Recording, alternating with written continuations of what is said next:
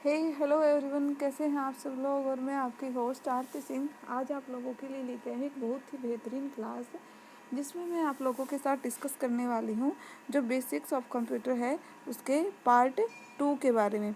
इससे पहले हमने लास्ट क्लास में मैंने पार्ट 1 डिस्कस किया था बेसिक्स ऑफ कंप्यूटर के।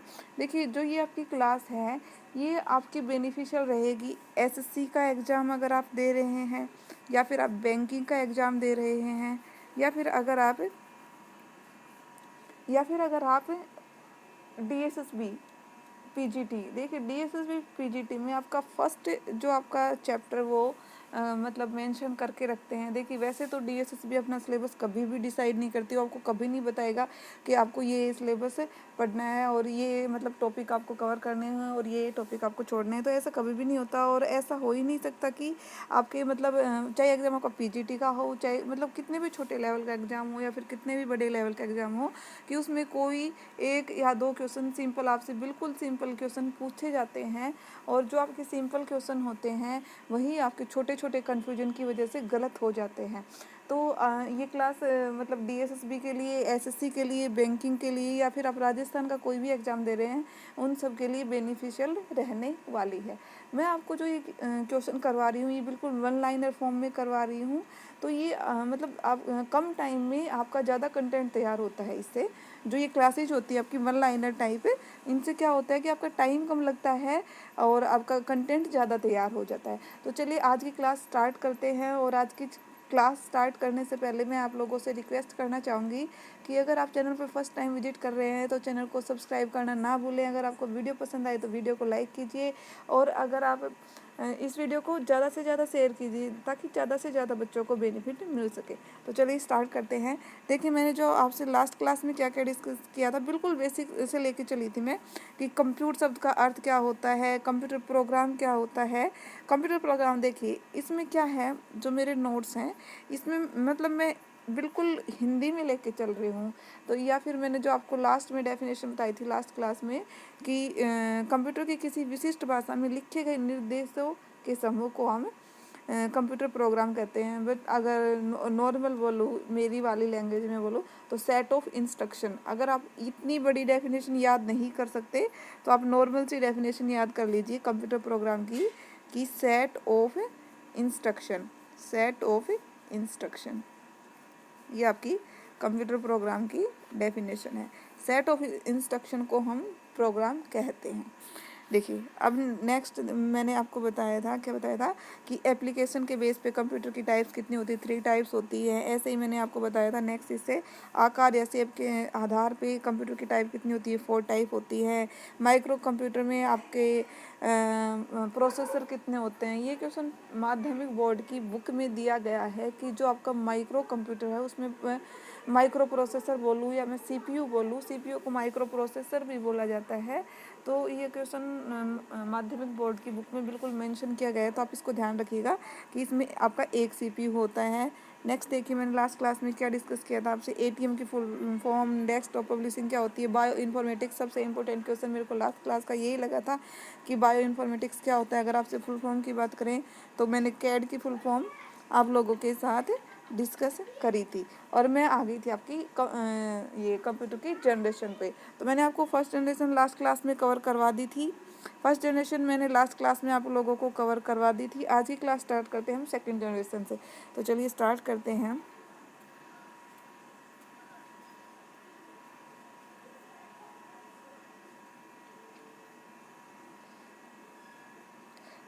हम सेकंड जनरेशन से।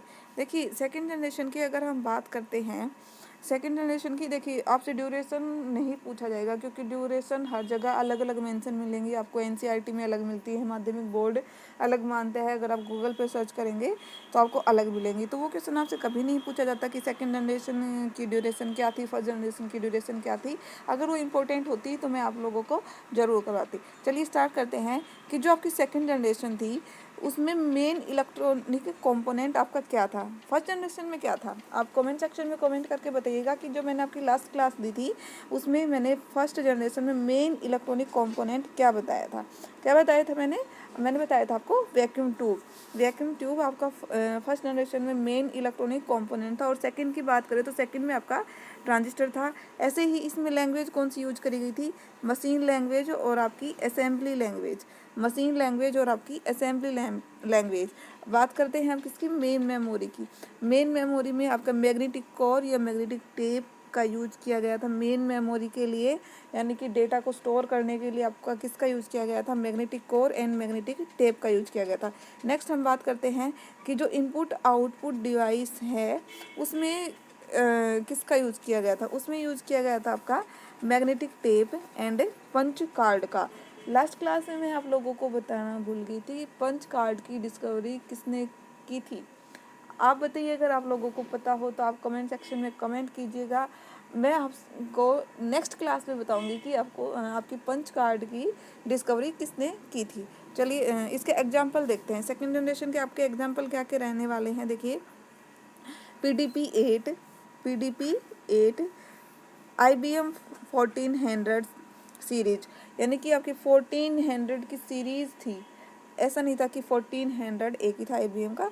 उसके बाद अगर हम बात करते हैं, उसके बाद आपका था IBM 7090, उसके बाद आपका था IBM 7090 एंड आपका यूनिएक 1107 CDC 3600। ये क्वेश्चन भी माध्यमिक बुक बोर्ड की बुक में मेंशन किया गया है कि आपको उसमें क्वेश्चन क्या दिया गया था। क्वेश्चन ये था कि इनमें से कौन सा सेकंड जनरेशन का एग्जाम्पल नहीं था। देखिए ये है ना, देखने में काफ़ी इजी लगता है। हम लोग ये सोचते हैं कि जनरेशन ही तो है, बिल्कुल इजी ही तो है, हम तो कर लेंगे, ये हो जाएगा हमसे। बट होता क्या है कि क्वेश्चन बिल्कुल इजी रहता है, बस उस पे हम ध्यान नहीं देते, तो इस वजह से वो गलत हो जाता है। आपसे ऐसे ही क्वेश्चन पूछेंगे, जैसे मैंने आपको लास्ट क्लास में बताया था कि आपको एग्जाम्पल दे के ये पूछेंगे कि फर्स्ट जनरेशन के एग्जाम्पल कौन से हैं, ऐसे ही सेकंड जनरेशन के एग्जाम्पल कौन से हैं। याद रख लीजिएगा, एग्जाम्पल मोस्ट इम्पोर्टेंट है। आप चाहे कुछ करें चाहे ना करें, पर आपको दो चीज़ जनरेशन में ज़रूर करनी है, मेन इलेक्ट्रॉनिक कंपोनेंट, चारों जितने भी जनरेशन है आपकी उन सब की, एंड आपकी जो आपका एग्जाम्पल है, ये मोस्ट इम्पोर्टेंट है। ये तो आपको करने ही करने हैं, आप चाहे कुछ करें चाहे ना करें। नेक्स्ट जनरेशन की बात करते हैं। नेक्स्ट जनरेशन देखिए, नेक्स्ट जनरेशन जो है आपकी वो है थर्ड जनरेशन। नेक्स्ट जनरेशन आपकी थर्ड जनरेशन। इसमें मेन इलेक्ट्रॉनिक कंपोनेंट क्या था आपका, इंटीग्रेटेड सर्किट, यानी कि IC, शॉर्ट में बोले तो IC।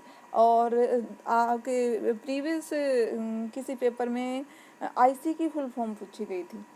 IC की फुल फॉर्म इंटीग्रेटेड सर्किट। अगर आप IC पढ़ेंगे तो आपको IC ही याद रहेगा, आप इसको इंटीग्रेटेड सर्किट पढ़िएगा, आपको डेफिनेटली एग्जाम में ध्यान आ जाएगी कि IC की फुल फॉर्म क्या रहती है।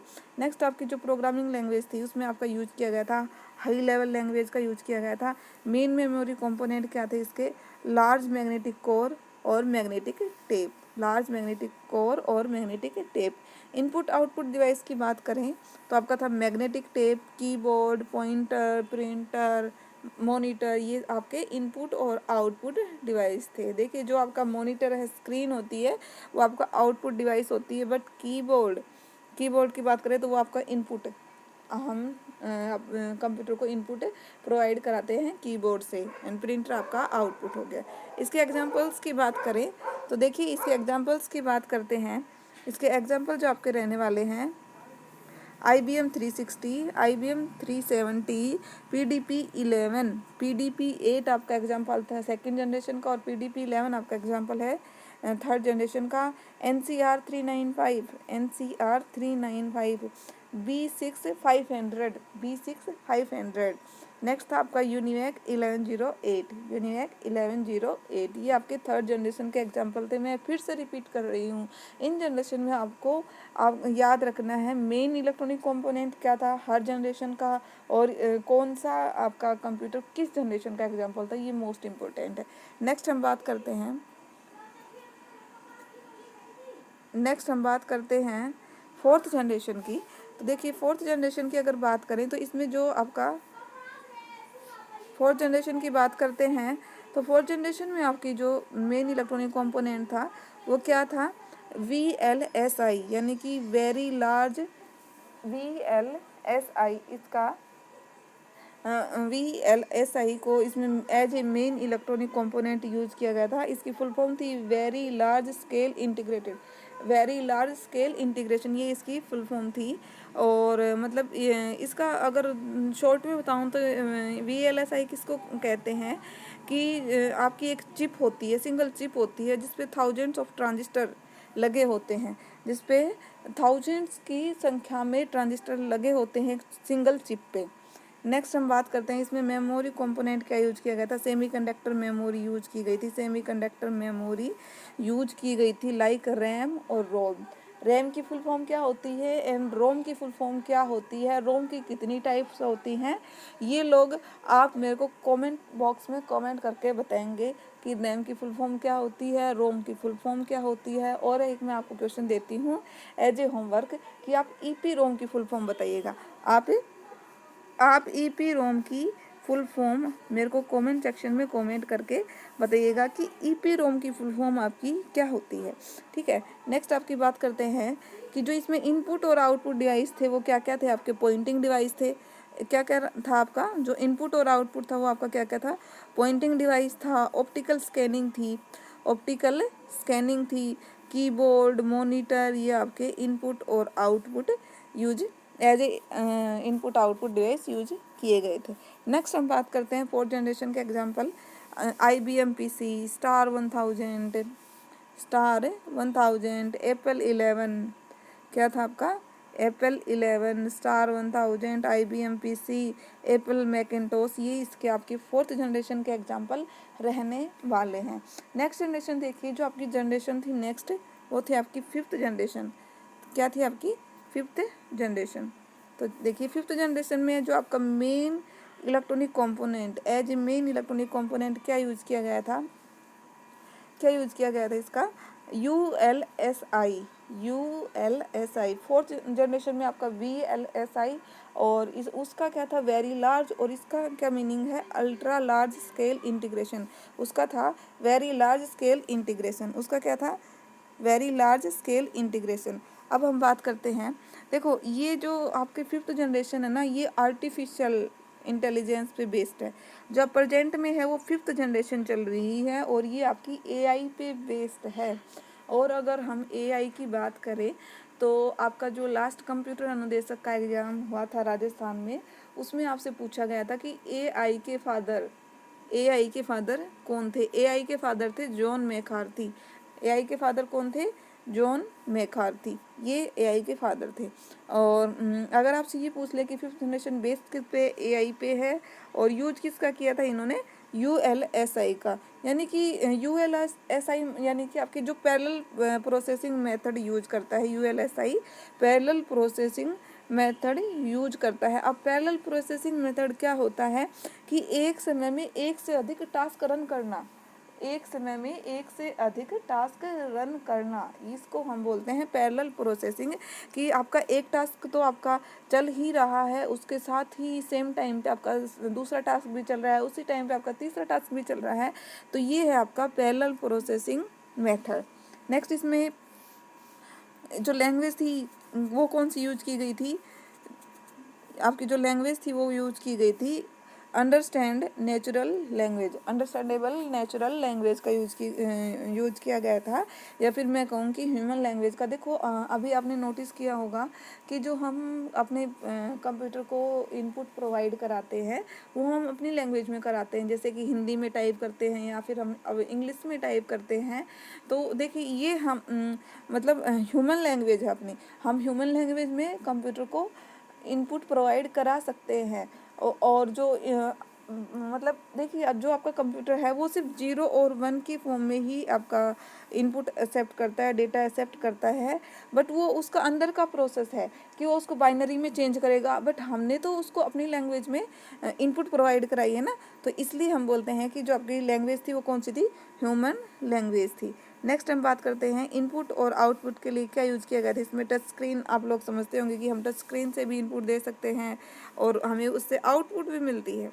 ठीक है। पेन या फिर हम बोलते हैं बोल कर भी हम आजकल इनपुट प्रोवाइड कराते हैं। Light scanner, printer, keyboard, monitor, इस ये हमारे एज ए इनपुट और आउटपुट यूज़ किए गए थे।